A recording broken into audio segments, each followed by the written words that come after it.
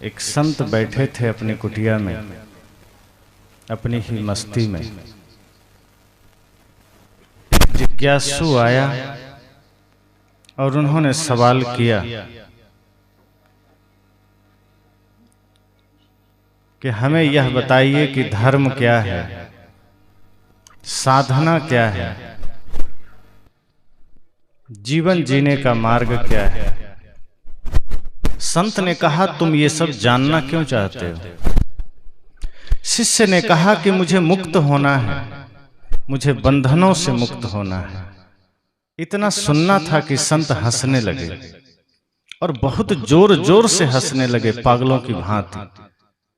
वो जिज्ञासु कुछ समझ नहीं पाया। कहा, मेरा सवाल सुनकर गुरुजी हंस क्यों दिए? और हंसते हंसते गुरुजी ने, संत ने कहा कि तुम्हें बांधा किसने है और कहां तुम बंधे हो? तुम किससे मुक्त होना चाहते हो? तुम पहले यहां से जाओ और यह पता लगा कर आओ कि तुम्हें बांधा किसने है और तुम किससे बंधे हो।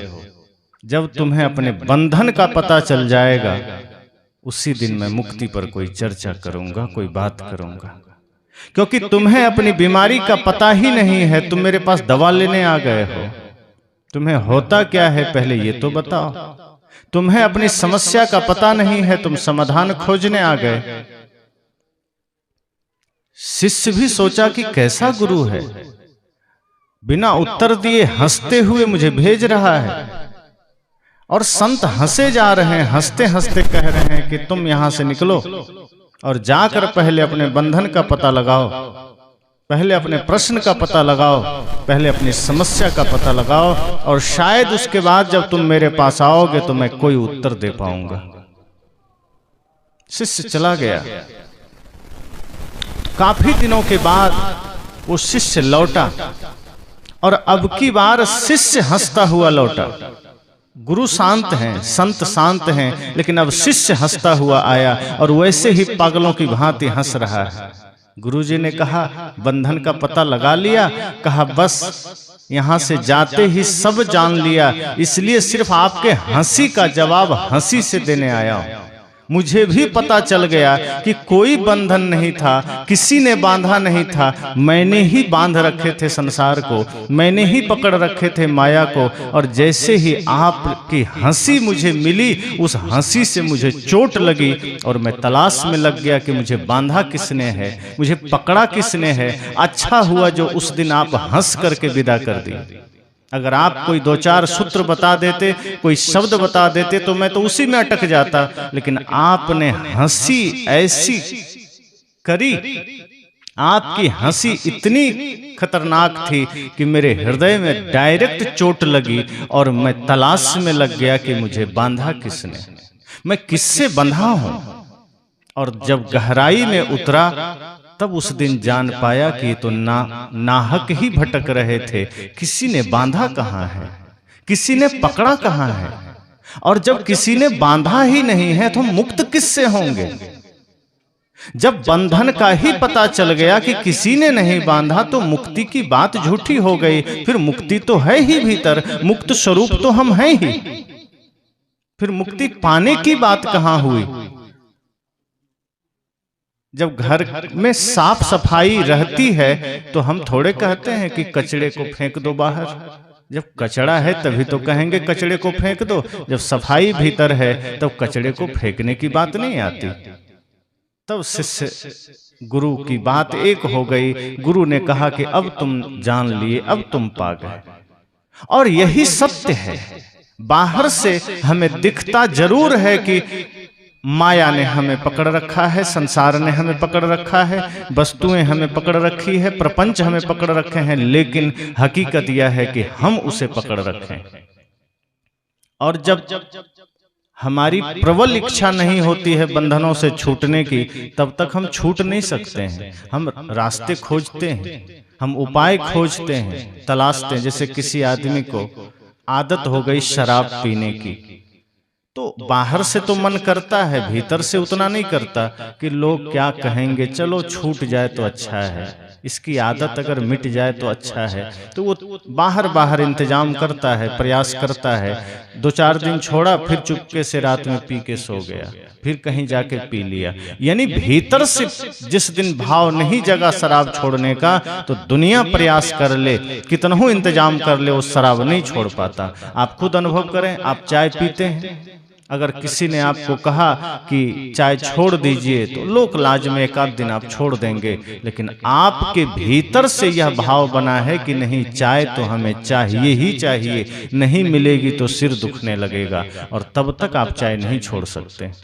आप किसी भी चीज को तब छोड़ते हैं जब आपको ये बोध हो जाए कि ये विष के समान है।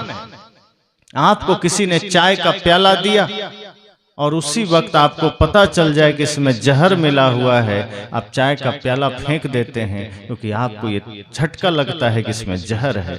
जिन चीजों को आप जहर के समान जान लेते हैं, फिर आप कोई युक्ति नहीं खोजते हैं। ऐसा नहीं है कि आपको पता चल जाए कि इसमें जहर है, तब आप लोगों से कहेंगे कि भैया कुछ उपाय बताओ, मैं कैसे चाय को छोड़ूं। जिस दिन आपने निर्णय कर लिया, आपने तय कर लिया कि ये विष के समान है, फिर कोई रास्ता आप नहीं खोजते, डायरेक्ट छोड़ देते हैं। जैसे कोई आदमी घर में बैठा हो और अचानक आग लग जाए, तब क्या वो पूछने जाता है कि गुरुजी बताइए घर से कैसे बाहर निकले? कि कोई पड़ोसी से पूछेगा, फोन लगाएगा कि जरा बताना मैं घर से कैसे बाहर निकलूं? वो डायरेक्ट छलांग लगा के बाहर आ जाता है, क्योंकि उस वक्त खुद उसके भीतर से मार्ग निर्मित हो जाते हैं, क्योंकि आग दिखाई पड़ रही है। ऐसे ही हमें आग जब तक दिखाई नहीं पड़ेगी, हम बंधनों से मुक्त नहीं होंगे, चाहे कितना भी हम उपाय कर लें। ये जितने भी बंधन हमारे हैं, ये हमें बंधन मालूम ही नहीं पड़ते। अब कोई आदमी जेल में है, जरा विचारिए, तो जेल में है, लोहे की जंजीरें हैं, तो उसे भय होता है कि यहाँ रहेंगे तो बीमार पड़ जाएंगे, लोग क्या कहेंगे, कष्ट हो रहा है, खाने को बढ़िया नहीं मिल रहा, प्रताड़ना मिल रही है। जेल तो जेल है, सजा काट रहे हैं, अच्छा हो यहाँ से बाहर निकले। और जेल में कैद आदमी जल्दी बाहर निकलना चाहता है। जैसे पंछी को आप कितना भी बढ़िया पिंजड़ा में बंद कर दीजिए, लेकिन वो, और आप उसको कितना भी समय से खाने पीने दीजिए, पर पंछी पिंजड़े में कैद रहना नहीं चाहता। दरवाजा खुला कि उड़ करके वो भले ही खुले आकाश में आंधी तूफान बारिश का सामना कर लेगा, विपत्तियों का सामना कर लेगा, पर पंछी को खुला आकाश पसंद है। ऐसे ही आदमी जेल में रहना नहीं चाहता। जेल में अगर बढ़िया व्यवस्था है तब भी कहता है नहीं, अपनी झोपड़ी ही ठीक है। संत कहते हैं आपका घर किसी जेल से कम है। अंतर सिर्फ इतना है कि उस जेल में आपको बंद किया गया है, वहां लोहे की जंजीरें लगाई गई है, और जिस घर में आप रहते हैं वहां सोने की जंजीरें लगी है। वो भी जेल ही है, वहां भी कैद खाने में ही आप हैं, लेकिन उसे आपने खुद बनाया है। और जब हम खुद जेल निर्मित कर लेते हैं, तो फिर हम उससे छूटना नहीं चाहते, हम उसकी सुरक्षा में खुद खड़े हो जाते हैं। अगर गुरु संत हमें कहेंगे कि माया से मुक्त हो जाओ, तो हमें लगेगा कि यही हमारे दुश्मन हैं। और जो भी नींद से जगाने वाले होते हैं, उसे हमने दुश्मन माना है। जो भी हमें भ्रम से जगाने वाले होते हैं, उसे ही हम अपना विद्रोही माने हैं, शत्रु माने हैं। अब कोई आदमी सो रहा है प्यारी नींद में, आप उसको जगाइए, वो नाराज हो जाता है, कैसे जगा दिया? समाज अज्ञानता की नींद में सो रहा है, मोह की नींद में सो रहा है। संत गुरु जगा देते हैं, वो झल्ला उठता है कि क्यों जगा रहे हो? संत जगाने ही तो आए हैं, वो चिकनी चुपड़ी बात करने थोड़े आए हैं। और जागरण आता है क्रांति से, जागरण आता है कड़वा सत्य से। तो उसके गुरु ने कहा कि ये सारे बंधन बाहर ही हमने ही निर्मित किए हैं, लेकिन दिखाई नहीं पड़ते, और वे बंधन हमें अच्छे मालूम पड़ते हैं, इसलिए हम उसे छूटना नहीं चाहते, इसलिए हम उसे तोड़ना नहीं चाहते। शांति तो चाहते हैं, मुक्ति भी चाहते हैं, लेकिन बंधनों को जो हमने बांधा है, उससे हम खुद ही पोषण कर रहे हैं, उसको संभाल रहे हैं।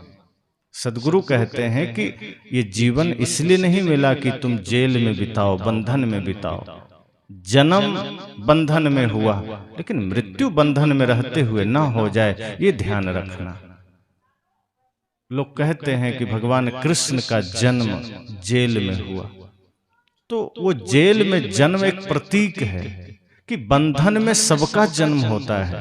हम सब भी किसी न किसी प्रकार जेल में ही जन्म लेते हैं, अर्थात बंधन में जन्म लेते हैं।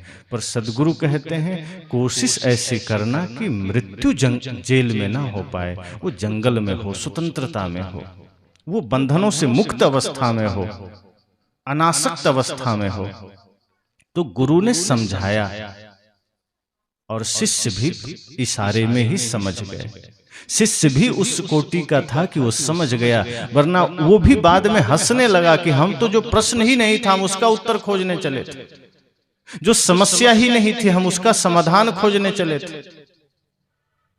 एक राजा ने घोषणा किया कि जो हमारे एक पहेली का जवाब दे देगा वही हमारा उत्तराधिकारी बनेगा। तो बहुत से लोग, जैसे आज कहीं किसी नौकरी का फॉर्म भरा जाता है तो मान लीजिए 10,000 सीट है उस नौकरी के लिए, तो कम से कम 2 लाख लोग फॉर्म भर देते हैं। वही उसमें हुआ, पूरे राज्य से हजारों लोग आ गए। अब उसमें इंटरव्यू हुआ, परीक्षा हुई, छंटते छंटते 3 लड़के बचे पूरे राज्य में। राजा ने सोचा चलो इस राज्य में कम से कम 3 बुद्धिमान लड़के तो हैं। राजा ने कहा अब असली इम्तिहान तुम लोगों को देना है, अब असली परीक्षा तुम्हें देनी है। अब तक तो बाहर के परीक्षाएं थी, अब तक तो छोटे छोटे इम्तिहान थे, लेकिन फिर भी तुमने पार कर लिए, फिर भी तुमने तय कर लिए। अब मात्र एक पहेली है, एक प्रश्न है, जिसका उत्तर यदि तुमने दे दिया तो तुम हमारे राज्य का उत्तराधिकारी बनोगे।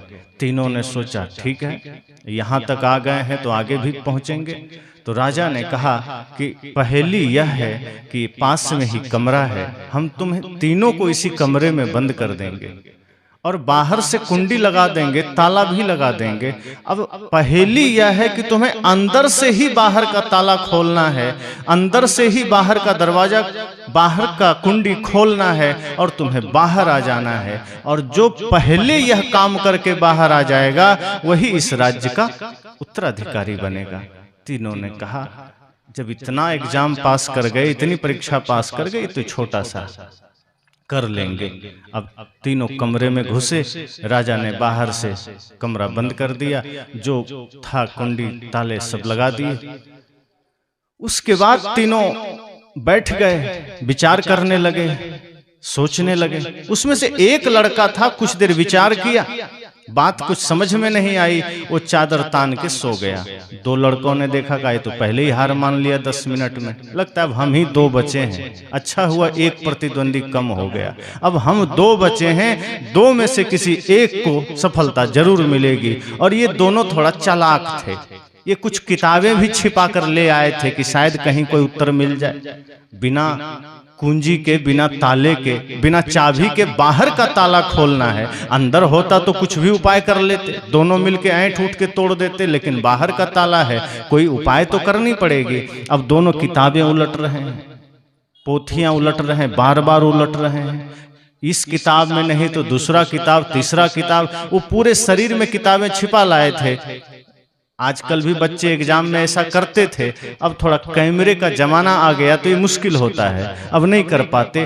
कितना भी बारीकी से कोई चोरी करने जाए पकड़ा ही जाता है, उस समय भी चलता था ये सब। वो बार बार किताब उलट रहा है, बार बार पोथियां उलट रहा है, कोई समाधान नहीं, कोई उत्तर नहीं, पसीना से भीगा चला जा रहा है।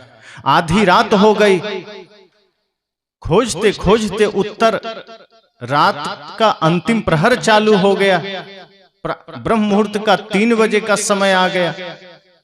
अचानक जो तीसरा लड़का है उसकी नींद खुलती है, उठा और वो बाहर निकल गया।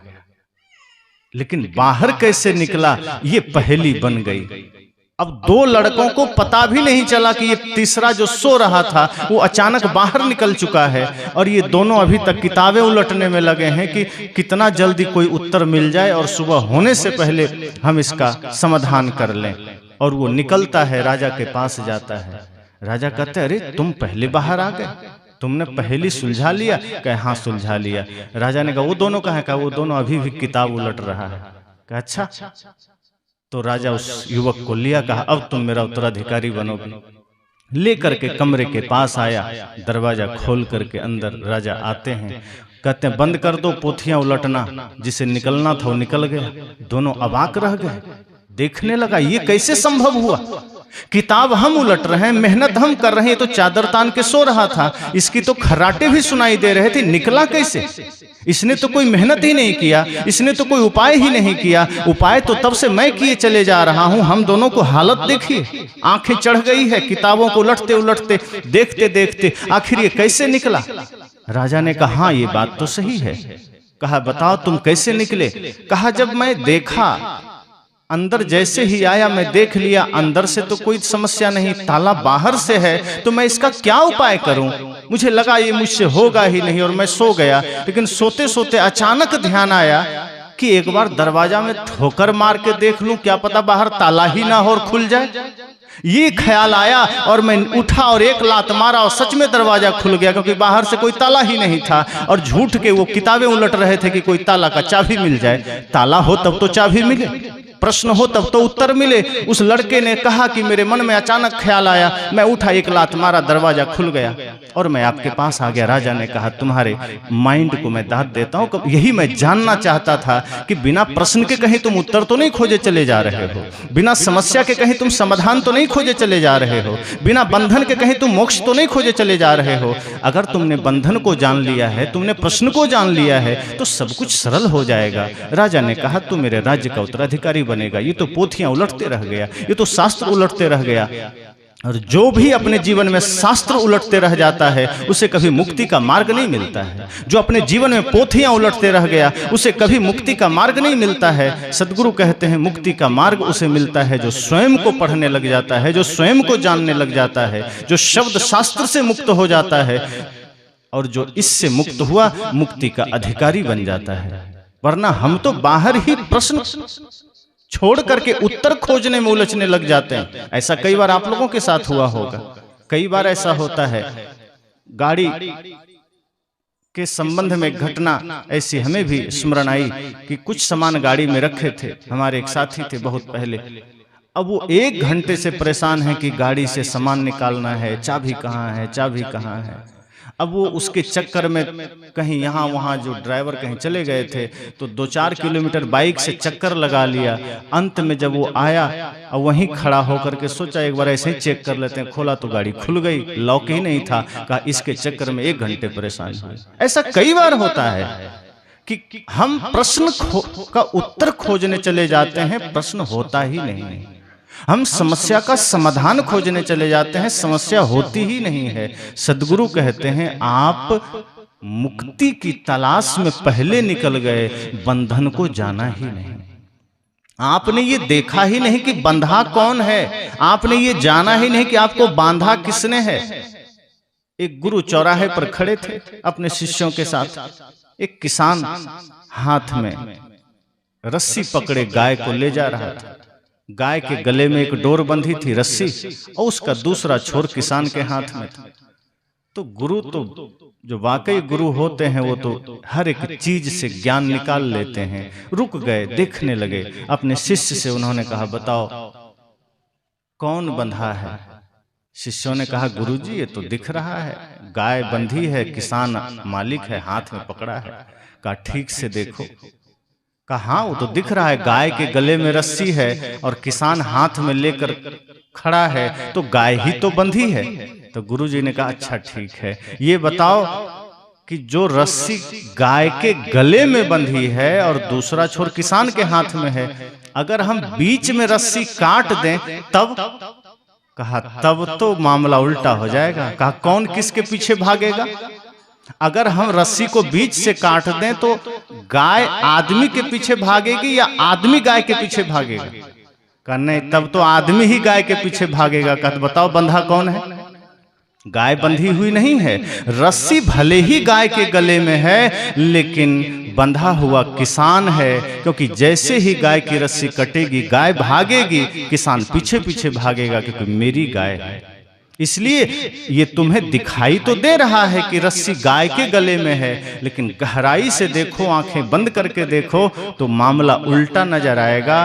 वो रस्सी गाय के गले में नहीं, वो आदमी के गर्दन में है और गाय पकड़ी हुई है। जैसे ही कटेगा तो आदमी गाय के पीछे भागेगा, गाय कभी नहीं भागेगी। यही हाल हम सब का है। दिखता तो है कि माया ने हमें पकड़ रखा है, दिखता तो है कि मकान ने हमें पकड़ रखा है, दिखता तो है कि धन ने हमें पकड़ रखा है, पुत्र ने हमें पकड़ रखा है, लेकिन जब बीच में वो माया का धागा काट देते हैं, मोह का धागा काट देते हैं, तब पता चलता है कि नहीं नहीं, हम ही उसको पकड़ रखे थे, वो क्यों पकड़ेगा?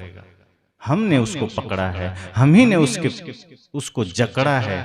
सद्गुरु कहते हैं इसलिए जीवन में सबसे पहले हमें अपने बंधन को जानना है, सबसे पहले हमें अपने प्रश्न को जानना है कि प्रश्न क्या है।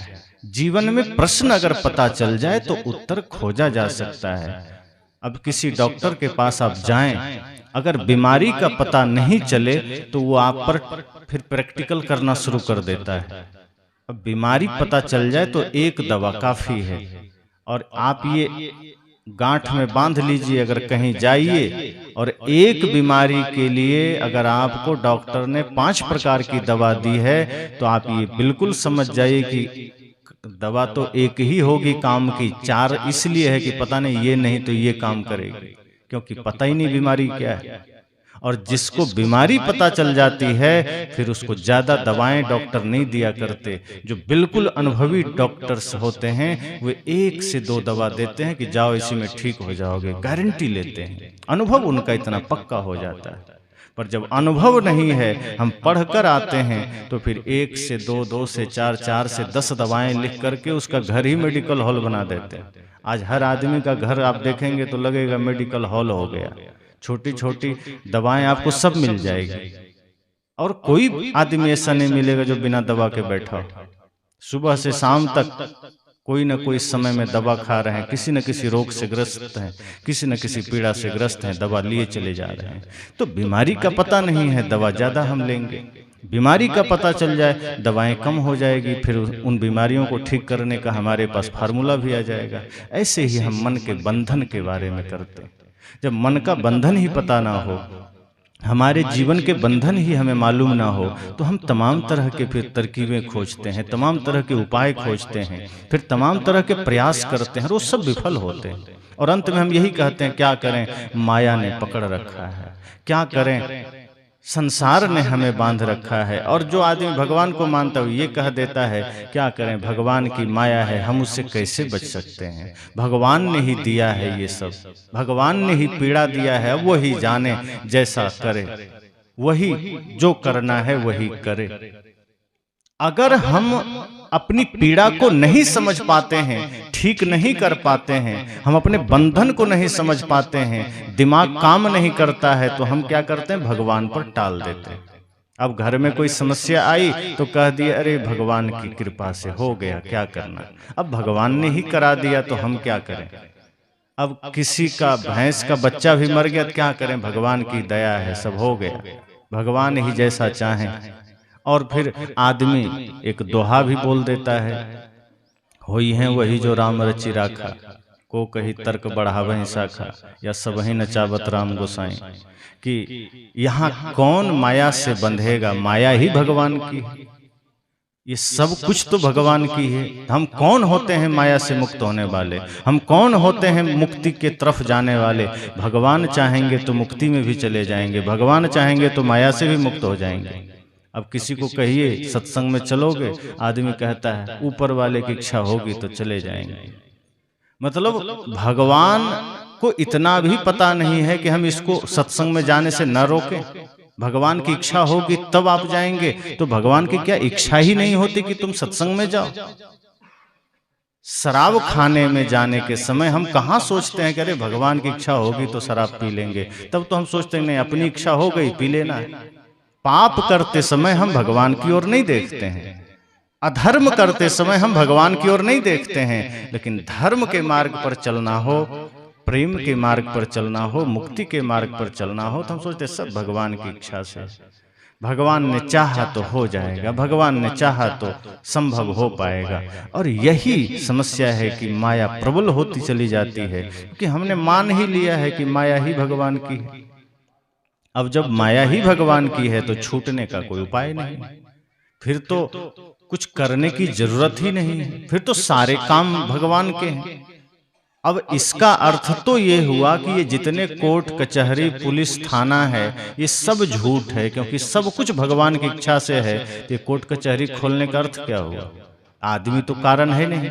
मान लीजिए आपकी गाय ने पड़ोसी का फसल खा लिया, तब पड़ोसी आपको बोलेगा कि गाय को जाके शिकायत करेगा कि तुमने काहे खा लिया? वो तो आपको ही शिकायत करेगा, क्योंकि मालिक आप हैं ना। तो अगर जितने पाप इस देश में हो रहे हैं, इस दुनिया में हो रहे हैं, और जब सबका मालिक ही भगवान या खुदा अल्लाह जो भी है, तो शिकायत भगवान से या अल्लाह से होना चाहिए। फिर इंसानों को इसमें बीच में सानने की क्या जरूरत है? फिर इंसान को परेशान करने की क्या जरूरत है? लोग कहते हैं खुदा की मर्जी के बिना कुछ भी नहीं हो सकता। तो जितने जघन्य अपराध इस देश में होते हैं, फिर उसका दायित्व, उसका जिम्मेदार तो अल्लाह हुआ ना, फिर आदमी थोड़े हुआ। तो वस्तुतः यह है कि हम अपनी नासमझी को भी भगवान पर थोप देते हैं। अगर हमसे बुरा हुआ वो भी थोप दिए, सब कुछ भगवान करते हैं। और फिर हम ये भी कहते हैं कि भगवान तो शुद्ध हैं, पवित्र हैं, निर्मल हैं, करुणावान हैं, दयावान हैं। तो जो निर्मल हैं, पवित्र हैं, करुणावान हैं, दयावान हैं, वो गंदा काम करेंगे या करवाएंगे? मान लीजिए आप धर्मात्मा आदमी हैं, तो आप क्या करेंगे? अगर आप कुछ करते हैं तो भी अच्छा करेंगे, और किसी से करवाएंगे तो भी अच्छा करेंगे। अगर आप को यह हुक्म दे दिया जाए या पावर दे दिया जाए कि आज से इस गांव के, इस जिले का सर्वे सर्वा आप हैं, जो कहेंगे लोग सुनेगा, और आप एक बड़े ही अच्छे धार्मिक नेक आदमी हैं, तो आप किसी को कहेंगे कि तुम जाके शराब पियाओ? आप किसी को कहेंगे कि तुम कहीं हिंसा कराओ? आप किसी से करवाएंगे गलत काम? नहीं करवाएंगे। आप कहेंगे नहीं, कोई भी आदमी हिंसा नहीं करेगा, कोई भी आदमी चोरी नहीं करेगा, कोई भी आदमी पाप नहीं करेगा, कोई किसी का दिल नहीं दुखाएगा। तो आप भी इतना जानते हैं कि हमें किसी से गंदा काम नहीं करवाना है, न करना है। तो भगवान तो सर्वशक्तिमान है, फिर वो लोगों से क्यों गंदा करवा रहे हैं? फिर वो लोगों से क्यों हिंसा करवा रहे हैं? फिर वो क्यों लोगों से छल करवा रहे हैं? सदगुरु कहते हैं ये इसलिए क्योंकि हमने अपने समस्त समस्याओं का जिम्मेदार भगवान को माना है। और जिम्मेदार नहीं बल्कि हम मालिक मानते हैं कि वही हैं, उन्हीं की कृपा से सब होता है। इसलिए न तो हम कभी अपने बंधन को जान पाते हैं, न अपनी शक्ति को जान पाते हैं। एक इंसान क्या कर सकता है? आपके भीतर कितनी अनंत संभावनाएं हैं, एक नारी में, एक नर में कितनी संभावनाएं हैं, ये आदमी जानना ही नहीं चाहता। ये अपने भीतर की शक्ति को निखारना ही नहीं चाहता। हम इतना इस मामले में कमजोर बन जाते हैं कि हर चीज के लिए हमने देवता बना रखा है, हर चीज के लिए भगवान बना रखा है। कोई भी काम करना हो, अब सुबह से शाम तक अलग अलग देवी देवता, अलग अलग भगवान। लोग तो कहते हैं कि हमारा जो शरीर है इसमें आंख पर भी कोई ना कोई देवता विराजमान है, नाक पर देवता विराजमान है, कान में देवता विराजमान है, मुख में देवता विराजमान है, अंग में पूरे में देवता ही विराजमान है। तो मैं कई बार सोचता हूं कि जब आंख में देवता बैठा है, तो जो आदमी कभी कभी गलत दृष्टि किसी पर करता है, तो वो देवता बेहोश रहता है कि क्या रहता है? उस वक्त उस देवता की का क्या होती? नशा करके सोया हुआ रहता है। अगर कोई देवता आंख में बैठा हुआ रहेगा तो वो होश में रहेगा, आंखों को गलत जगह जाने ही नहीं देगा। अब कान में देवता बैठा है और आदमी गंदा गंदा गीत सुन रहा है, उस वक्त पता नहीं वो देवता भी उस गाना को सुन के मस्त हो जाता होगा कि चलो हमें भी सुनने को मिला, ऐसे तो मिलता नहीं। पैर में भी देवता है, आप सब पढ़े होंगे, पैर में भी देवताओं का निवास है। लेकिन आदमी उन पैरों से चल करके मंदिर नहीं जाता है, शराब खाने चला जाता है। उन्हीं पैरों से चल करके हिंसा के मार्ग पर चला जाता है। वस्तुतः हमने चाहा तो है कि चारों ओर देवता रहें, लेकिन हम अपने जीवन में दिव्यता ला सके ये हमने नहीं चाहा है। हम चाहते तो हैं कि राम जी का तस्वीर हमारे सामने रहे, लेकिन हम भी राम भक्त बनकर बैठे, ये हमने चेष्टा नहीं की है। हम तो रावण ही बने बैठे रहेंगे, हम तो राक्षस ही बने बैठे रहेंगे, और हम तो हिंसा के ही मार्ग पर चलेंगे, हम तो पाप के ही मार्ग पर चलेंगे, हम तो माता पिता की अवज्ञा ही करेंगे। और हम सोचते हैं भगवान की कृपा नहीं होती, हम सोचते हैं भगवान ने ही सब हमारे जीवन में उटपटांग करते हैं। घर बढ़िया नहीं है तो भगवान को दोष दे दिया, परिवार बढ़िया नहीं है भगवान को दोष दे दिया, बेटा बिगड़ गया भगवान को दोष दे दिया। सब भगवान ही थोड़े करते हैं। आपका भी तो दायित्व है, आपकी भी तो जिम्मेदारी है, आपका भी तो कोई कर्तव्य है। सारा सामर्थ्य मिला है, सारे पाप करने में हम सामर्थ्यशाली बन जाते हैं, और धर्म का काम करना हो तो हम बड़े ही लाचार गरीब बन जाते हैं कि नहीं नहीं हमारे पास कोई सामर्थ्य नहीं है। आज एक आम आदमी को ही देखिए, एक रिक्शा चलाने वाले को हमने कहा, दिल्ली की बात है, कि आप अपने बच्चे को पढ़ाते हैं? कहा कोशिश तो करते हैं लेकिन कहाँ पढ़ा पाएंगे, पैसा नहीं है। हम कहते तब तो सत्संग भी कभी नहीं करा पाए होंगे। नहीं नहीं गरीब हैं, सत्संग कहाँ से कराएंगे। तो मैंने कहा और कुछ नेक काम कुछ भी? कहा नहीं, बड़े गरीब आदमी हैं, नेक काम कहाँ से कराएंगे। तो उनके साथ में जो आदमी खड़ा था वो भी सुना, आश्चर्य में पड़ा। फिर मैंने कहा अच्छा ये बताइए आपके जीवन में कोई दुर्व्यसन है? कहाँ कभी कभी खैनी खा लेते हैं, तंबाकू, और टेंशन होता है तो शराब भी पी लेते हैं। और वो आदमी बिहार का था, उसने कहा कि अभी तो हम मांस भी खा लेते हैं, अभी हम धर्म से उतना लगाव नहीं रखे हैं। मैंने कहा बस अब मेरे 3 ही प्रश्न के उत्तर दे दो। ये तो तय है कि मांस सस्ता नहीं मिलता होगा, शराब भी सस्ती नहीं है, तंबाकू भी सस्ती नहीं है। जब आप तंबाकू खाते हैं, मांस खाते हैं, शराब पीते हैं, तब आप अमीर बन गए, तब गरीबी सामने नहीं आई। लेकिन धर्म के मार्ग पर चलना है, बेटे को शिक्षा देनी है, सात्विक भोजन लेना है, तो गरीबी सामने आ गई। ये नासमझी नहीं तो और क्या है। अगर आप गरीब हैं तो शराब घर में कैसे लाते हैं कि नहीं नहीं हम तो बड़े गरीब आदमी, हम शराब कैसे पी पाएंगे।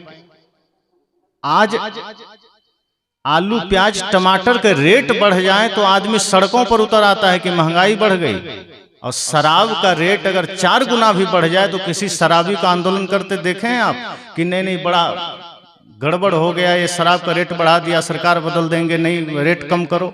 गुटखा का रेट बढ़ जाए कोई आंदोलन नहीं होता, तंबाकू का रेट बढ़ जाए कोई आंदोलन नहीं होता। गरीब से गरीब आदमी शराब पीने में सक्षम हो जाता है कि नहीं मुझे तो पीना है, चाहे 500 रुपये कर दो, चाहे 1000 रुपये कर दो। लेकिन खाने पीने की चीजों का थोड़ा रेट बढ़ जाए हम आंदोलन पर उतर आते हैं। मैंने कहा कि आप अच्छे काम करने के लिए गरीबी सामने ले आए, और बाद में कहेंगे क्या करें, भगवान की कृपा ही नहीं है कि हम अच्छा जीवन जिए। अरे आपकी अपनी कृपा नहीं है आप पर कि आप अच्छा बनकर जी सकें। अगर आप अपने आदतों को छोड़ सकें, अगर आप अपने बुराइयों को छोड़ सकें, तो रिक्शा चला करके भी आप धर्म के रथ पर सवार हो सकते हैं, आप पुण्य के मार्ग पर चल सकते हैं। और आप चलेंगे ही नहीं, आपका बेटा भी श्रवण कुमार बन सकता है, भगत सिंह चंद्रशेखर आजाद बन सकता है। लेकिन आप खुद पाप के मार्ग पर चल रहे हैं, आप खुद अन्याय के मार्ग पर चल रहे हैं, दुर्व्यसन के मार्ग पर चल रहे हैं, और आप रो रहे हैं कि भगवान ने हमें गरीब पैदा किया है। भगवान ने जैसा भी पैदा किया, पैदा सबको अगर किया भी है तो ठीक है, मेहनत करके पालो, मेहनत करके श्रम करके अर्जन कर लो। इतना तो दोनों हाथों से मेहनत कर ही सकते हैं कि आप रोटी खा सकें, अपने परिवार को पाल सकें। अगर इतना भी आप सम्यक रूप से शुद्ध भाव से नहीं कर सकते और दोष भगवान को दे रहे, मान लो ये आंखें भी ना होती तो क्या करते। आंख मिली है फ्री में, देखते हैं पूरी दुनिया। अगर ये आंखें भी ना होती, अब जिनकी नहीं है देखो, सोचो ये हाथ ना होते तो क्या होता। हाथ तो मिले हैं ना, पैर ना मिले होते तो क्या होता, पैर मिले हैं ना। सब कुछ तो ठीक है, शरीर स्वस्थ है, सब सही है, फिर क्यों रोना। मेहनत करिए, 2 रोटी ही तो खाना है, छोटा सा आवास ही तो चाहिए। अगर आप श्रम करेंगे इतनी चीजें कभी कम नहीं पड़ेगी। लेकिन मन में आकांक्षा है, मन में कामना है, और कामनाओं की कभी पूर्ति नहीं होती, आवश्यकताएं तो पूरी हो जाया करती है। अगर आपको रोटी की आवश्यकता है, रोटी पूरी हो जाएगी। और अगर कोई 4-5 रोटी में पेट भरता है, आपको 5-6 रोटी की व्यवस्था हो जाएगी।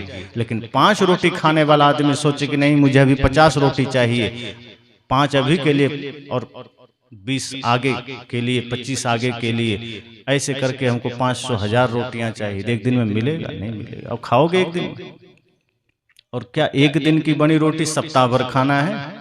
रोज बनाइए, रोज खाइए। हम आवश्यकता के अनुसार अपने आप को ढाल ही नहीं पाते, हमारी कामनाएं बढ़ती चली जाती है। एक जूता खरीदा, मन में आ गया कि नहीं, एक नहीं और 2-4 होना चाहिए। कम से कम ऑफिस जाएं तो 7 दिन में 7 बार बदल के तो जाएं। कोट एक से काम नहीं चलेगा, 5-7 तो होने ही चाहिए। साड़ी 10-15-20 तो होने ही चाहिए। गहने इतने होने ही चाहिए। जब कामनाएं बढ़ती चली जाती है तो मन में फिर समस्याएं बढ़ती चली जाती है, फिर दुख बढ़ता चला जाता है। जितना हम स्वयं को संक्षिप्त करके रखते हैं, जितना संग्रह की वृत्ति कम करके रखते हैं, जितना शांत रह कर जीते हैं, उतना हमारा जीवन खाली और हल्का और शांत होता है, उतना पावन होता है। तो जब मैंने कहा कि आप गलत काम करते समय गरीबी को सामने नहीं लाते हैं, आप रोज चाय पी रहे हैं, रोज गुटखा खा रहे हैं, तब तो आप नहीं कहते कि हम बड़े गरीब आदमी हैं, कैसे गुटखा खा लें। लेकिन जहां कह दे सत्संग कराते, अरे गरीब आदमी कहाँ सत्संग। मतलब धर्म का काम करने में गरीबी सामने आ गई, बेटे को पढ़ाने में गरीबी सामने आ गई, और आदमी दोष दे देता है भगवान को कि सब भगवान की माया है। भगवान की कोई माया नहीं है, ये अपनी माया है। हम सब ने उस माया को खड़ा किया है, भगवान माया खड़ा नहीं किया करते। अगर सच में भगवान के हाथ में ये सब कुछ होता तो वो माया नहीं खड़ा करते, फिर वो तो आपके जीवन में ज्ञान भर देते, आपके जीवन में तप त्याग भर देते, शांति भर देते।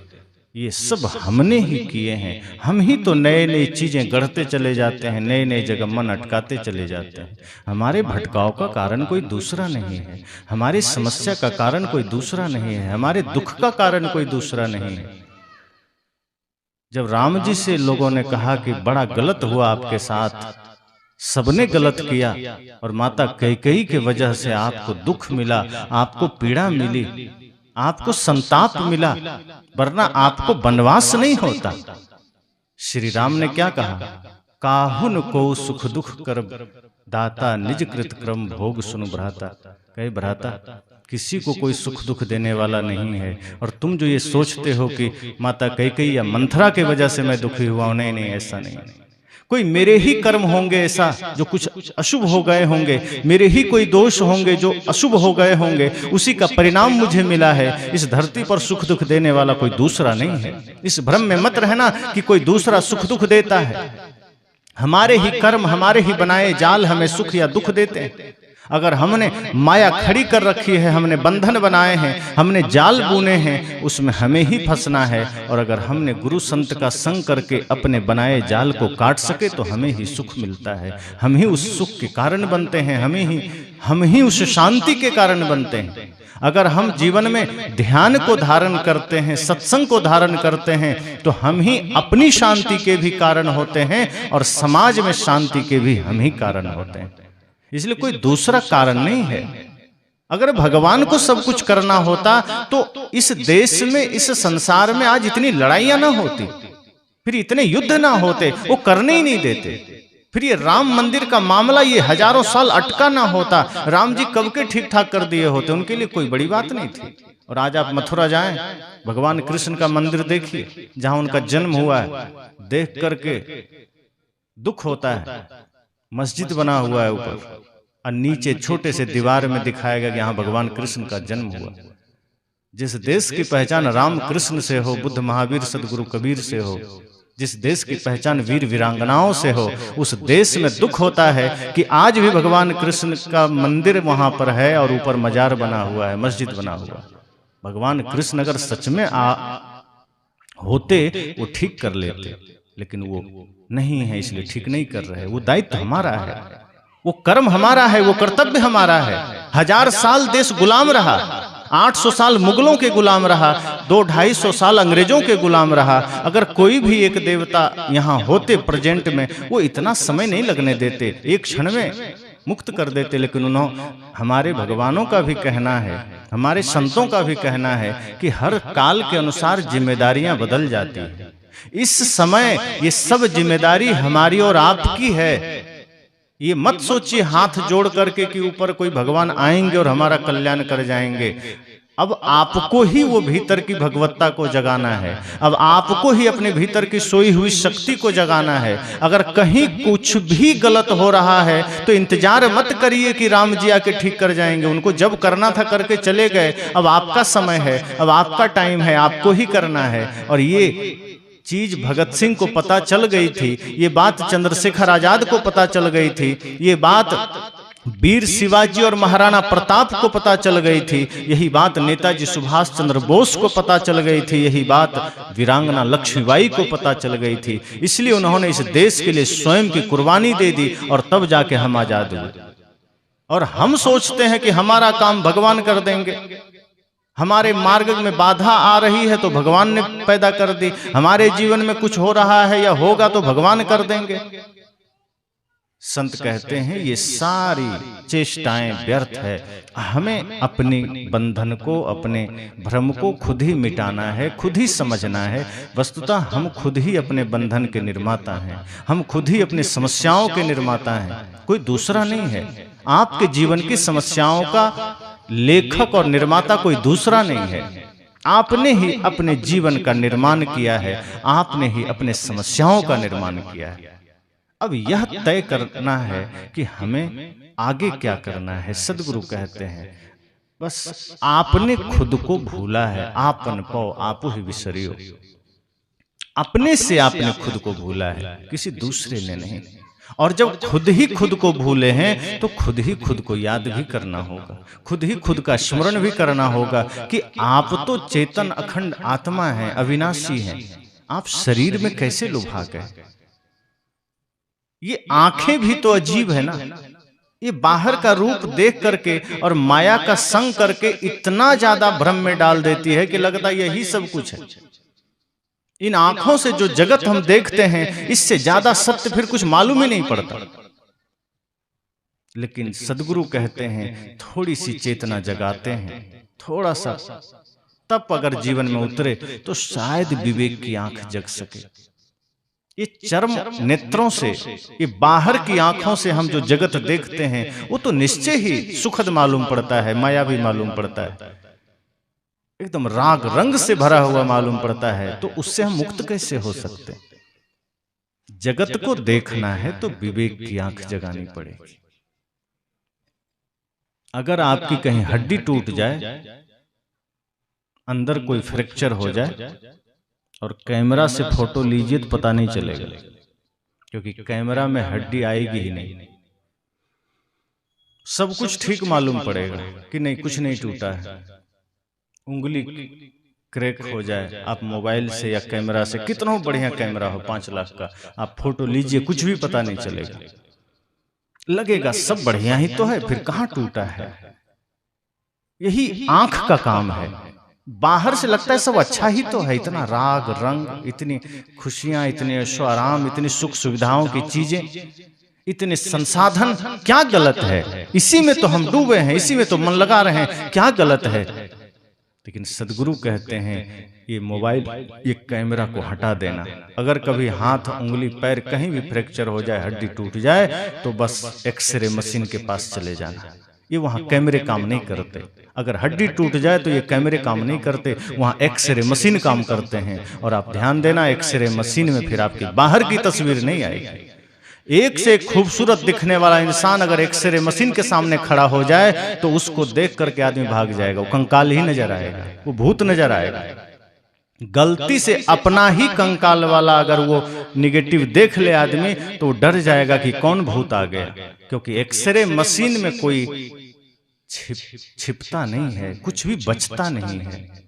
अगर सच्चाई देखनी है शरीर की तो एक्सरे मशीन ही दिखा सकती है। एक्सरे मशीन कि सामने आपकी हड्डी भी दिख जाएगी, नस भी दिख जाएगी, तब पता चलेगा कि हाँ शरीर में क्या हुआ है। लेकिन कैमरा के सामने जब तक खड़े रहेंगे, अंदर हड्डी में क्रैक है कि टूटी है कि नस दबा है, वो कुछ भी पता नहीं चलेगा। ये आंख भी वही काम कर रही है, ये जगत को देख रही है। इन आंखों से जो भी हम देखते हैं हमें लगता है सब बढ़िया ही तो है, सब खुशनुमा ही तो है, सब चंगा ही तो है। लेकिन जब विवेक की आंख से देखते हैं, वही एक्सरे वाली आंख, जैसे एक्सरे मशीन है ऐसे ही विवेक है। जब विवेक की आंख हम संसार में लगाते हैं, तब माया के उस पार का जगत हमें दिखने लग जाता है। फिर माया की सच्चाई हमें दिखने लग जाती है, फिर शरीर संसार की नश्वरता हमें दिखने लग जाती है, फिर शरीर की क्षणभंगुरता हमें दिखने लग जाती है। और जैसे ही विवेक से संसार को हम देखें कि माया का सत्य नजर आया, कि भीतर विरक्ति पैदा हो जाती है, फिर भीतर शांति पैदा होने लगती है।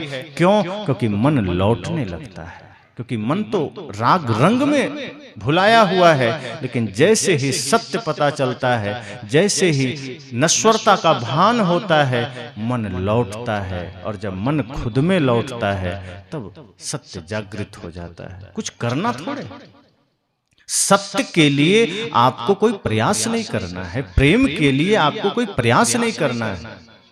आपने जो बंधन के चादर ओढ़ रखे हैं, सिर्फ उसे हटाना है। आपने जो माया समेट रखे हैं, सिर्फ उसे हटाना है। जब आनंद के साथ भगवान बुद्ध जा रहे थे, भगवान बुद्ध को प्यास लगी, आनंद से कहा जाओ थोड़ा जल ले आओ। तो पहले ये टोटी, नल, बिस्लेरी आदि की व्यवस्था थोड़ी थी कि कहीं से फिल्टर पानी ले आया, मिनरल वाटर ले आया। नदी, नाले, गड्ढे, कुएं, ये सब होते थे। तो आनंद गया, जंगल में ही एक छोटा सा गड्ढा था। वहां देखा कि अभी कुछ ही पल पहले एक बैलगाड़ी निकली थी, तो पानी थोड़ा सा गंदा हो चला था। आनंद ने सोचा कि कैसे ले जाएं, बुद्ध को पानी पीना है, प्यासे हैं।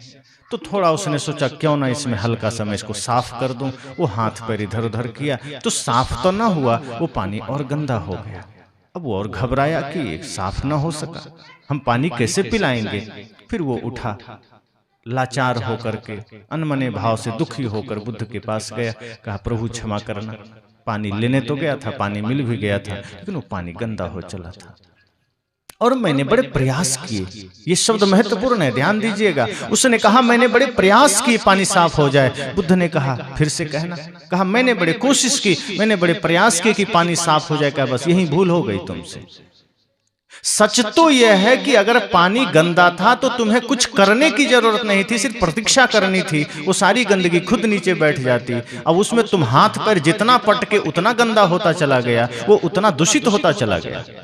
वहां हाथ पैर पटकने की आवश्यकता नहीं थी, शांत होकर के दृष्टा भाव से देखने की आवश्यकता थी। सारी गंदगी बैठ जाती, जल लेकर चले आते। यही तो जीवन की बात है। हम जितना माया के पीछे भागते हैं, माया उतना तेज गति से आगे भागती है। हमें लगता है हम पकड़ लेंगे, हम कभी पकड़ ही नहीं पाते। इसलिए तो सदगुरु कहते हैं माया छाया एक सी, दोनों की गति एक ही है। जैसे छाया, अगर धूप में आप खड़े हैं और आपकी छाया बन रही है और छाया की तरफ आप घूम जाइए और आप सोचिए कि इस छाया को हम पकड़ लेंगे, आप अनुभव करिए आप कभी पकड़ नहीं पाएंगे। आप जितना भागेंगे छाया आगे आगे भागती चली जाएगी। लेकिन आप घूम जाइए कि नहीं मुझे तुझे नहीं पकड़ना, हम तो अपने रास्ते चलेंगे, फिर माया आपके पीछे लग जाएगी, फिर वो आपके पीछे पीछे भागेगी। सदगुरु कहते यही तो माया का काम है। आप माया को पकड़ने के लिए भागते हैं, माया दूर भागती है, आप पकड़ नहीं पाते। लेकिन जैसे ही आप माया से विपरीत होते हैं, माया आपके पीछे भागती है। इसलिए सदगुरु कहते हैं अगर दिव्य दृष्टि से, अपने विवेक की दृष्टि से अगर आपने संसार को देखा तो माया भी समझ में आ जाएगी, आपके जीवन के प्रश्न भी समझ में आ जाएंगे, आपके बंधन भी समझ में आ जाएंगे।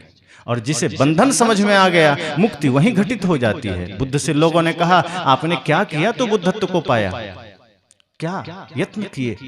बुद्ध ने बड़ा प्यारा जवाब दिया। उन्होंने कहा जब तक करता रहा तो बुद्धत्व से दूर था, जब तक कोशिशें मैं किया तब तक बहुत दूर मालूम पड़ता था, जब सब करना छोड़ दिया तो पता चला भीतर बुद्धत्व ही था, दूसरा कुछ था ही नहीं। सब छूट गया, बाहर सब मिट गए, सारे बंधन कट गए, तो पता चला भीतर तो वही था। मेहंदी के पत्ते को तोड़ तोड़ के अलग अलग कर दीजिए, लालिमा कहीं दिखेगी नहीं, है उसी में, बस तरीका आना चाहिए उसे रंग निकालने का। गाय के शरीर में दूध है, थन को आप दबाते हैं, दूध बाहर आ जाता है, लेकिन कोई सोचे कि ब्लेड मार करके सारा दूध निकाल लें तो निकलेगा क्या? वो उपाय ही गलत है, वैसे नहीं निकला करता। ऐसे ही मुक्ति तो है भीतर, बुद्धत्व तो है भीतर, शांति प्रेम तो है भीतर, लेकिन माया के चादरों में हम इतने ढक गए हैं, अपने बनाए जाल और बंधन में हम इतने जकड़ गए हैं कि हमें सत्य नजर नहीं आता, हमें अध्यात्म नजर नहीं आता, हमें पवित्रता नजर नहीं आती। हम उसी मायावी दृष्टि से जगत को देखते हैं, उसी गंदी विकारी दृष्टि से हम जगत को देखते हैं। इसलिए वहाँ क्रोध का जन्म होता है, हिंसा का जन्म होता है, वहाँ छल कपट का जन्म होता है। और जिस दिन हम पवित्र भाव भीतर करते हैं, जिस दिन माया के उस जाल को समझ जाते हैं, अपनी समस्याओं को समझ जाते हैं, भीतर पवित्रता का जन्म होता है। फिर उन आंखों से जहां भी हम देखते हैं, फिर वहां प्रेम है, सत्य है, अहिंसा है, करुणा है। इसलिए सदगुरु कहते हैं कि अपनी माया को हमें समझना पड़ेगा। हम खुद बंधे हैं, किसी ने बांधा नहीं है। और जिस दिन हम मुक्त हुए, उसी दिन हम इस जगत में अपना काम कर लेंगे। वरना आए तो थे अपना काम करने, लेकिन अपना काम हम कर नहीं पाते। साहब ने कहा है ना